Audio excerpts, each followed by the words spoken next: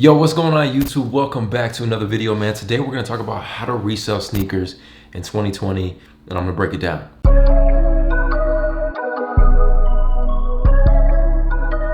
Now, before we get into the video, let's talk about the sponsor. It's ShopTagger. If you guys don't know what ShopTagger is, it's a Chrome extension. And what I'm going to mention about reselling is it all comes down to tools. You're not always going to get lucky, which I'll explain later, but ShopTagger is a great tool specifically for reselling, which a lot of people don't talk about. Now, if you guys don't know about ShopTagger, it's actually an extension you can add to your browser. And what it's going to do is notify you when things go back in stock. It's going to give you coupon codes, and it's going to let you know when things drop in price. The great thing about this is you can actually create a list. And let's say, for example, we want to create a resell list. So you can really look out for sneakers that you're just waiting to go under retail. Now, sometimes buying sneakers under retail is the best because you're able to get that profit. So let's say a sneaker is retailing at $400. We're talking about something like the Adapts. And then they end up going for $250. You buy them for $250 and you're able to sell them for $400. You're making a profit. That's what's nice about this extension. It's gonna let you know exactly when those prices drop. If there's any type of discount and you feel like you've done your research and you know, oh, I can buy that and flip it. And it's overall just a great tool. Now, if you're just into shopping and getting discounts, you can obviously use it for that too. I have a few different lists here. You can see I made the resale. I haven't put anything in there yet, but I would put any type of sneaker or item that I think I could flip. We got some clothing items in here waiting on these to go on sale.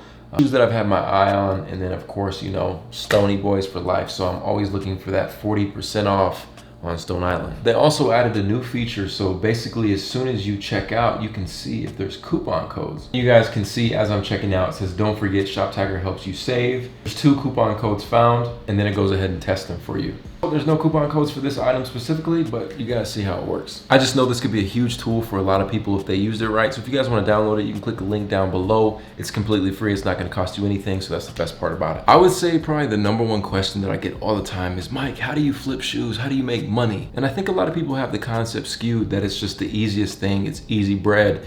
You just buy a shoe, sell it, and boom, you're rich. $1 million right there. But it's really a lot of research, a lot of studying the market, a lot of knowing people, having money.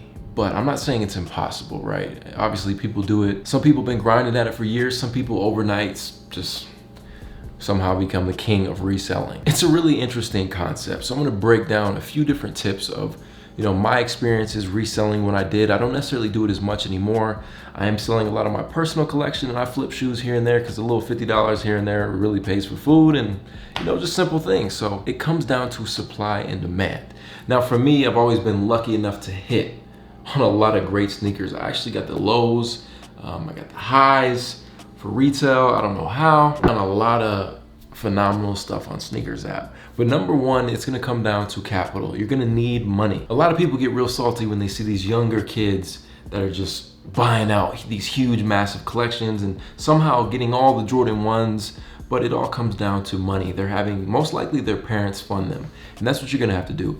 For me, I personally started with a $1,000 scholarship. When I was in high school, it was like a community all-star award. I was a good citizen, you know what I'm saying? So they gave me $1,000. I took that $1,000 and purchased 4 different shoes, made some money, and just kept on building it, reinvesting it. This is how any business goes.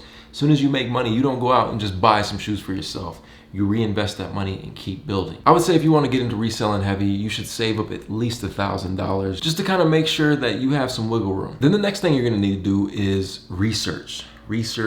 You're gonna need to know the market. You're gonna need to stay up to date with these releases. How do you do that? You follow Twitter pages, you follow Instagram pages. I would most likely start with YouTube. You can visually see, there's tons of other creators out there, including myself, that just make videos of the newest release dates. Is it gonna be a keep? Is it gonna be a sleep? You can kind of gauge the comments of how people are feeling. If you see a video of, let's say, a Jordan 11 that's releasing this weekend, and you go watch someone's review and you look in the comments and everybody's like, oh man, those are fire, I need those.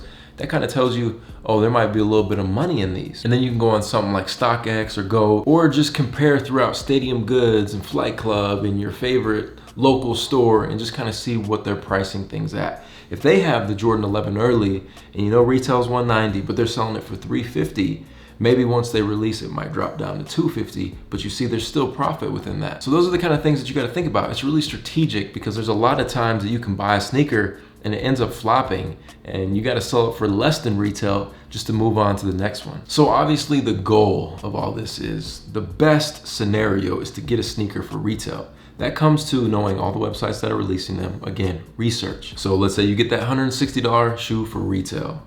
Then you can flip it for $700 because it's super hyped, like a Travis Scott and Off-White. But that's only one type of reselling. That is potentially getting lucky. A lot of people sleep on the concept of going to your local Marshalls and scanning a sneaker and seeing, oh man, Marshalls is selling it for $40, but on StockX I could sell it right now for $150. Or I can sell it on Amazon or eBay. There's tons of different markets for this. There's OfferUp, there's Facebook. Reselling sneakers is way beyond just getting a hyped Off-White collab, because the chances of that are very slim. That's kind of your big break, right? But if you want to start small, you go to your Marshalls, you go to your, what was the store that just had huge, I don't know if they're going out of business now, but like no, it's not Bloomingdale's, it's Burlington. Burlington had these huge sales on sneakers. I don't know if they're actually like going bankrupt or whatever, but that's an example. You want to go to a Ross and just kind of scan. You could actually type in the style code on eBay and see what those sneakers are going for. So you go in Ross, you see maybe like some Nike and you're like, oh man, these are pretty fire.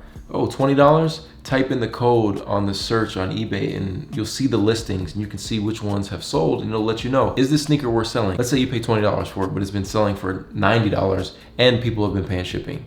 That's a great investment. It's really a grind. It's not just this big sunshine and rainbows that everybody paints it out to be like, oh man, you could just become a reseller and it's gonna be so easy and you're gonna make millions of dollars. It comes down to just really like grinding and knowing your stuff. So let's just recap how to get the sneakers. I think that's the hardest part for all of us.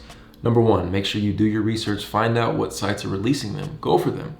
People have bots. I don't personally use a bot. Again, I don't resell like that, but there are tons of bots out there that people use and they have a lot of success with. I personally wouldn't recommend a newbie just buying a bot. Like, why make that huge investment and not know what you're doing? I think you should find some other content creators that make videos around bots, see how they work it and understand it. Don't just go out there blind and just buying all these different bots, because you'll end up wasting money that you can't get back. Then you can go ahead and look on Facebook, you can look on eBay, you can look on OfferUp and try to find some deals. A lot of people love to panic sell, and that's where, when you have capital, it's the best.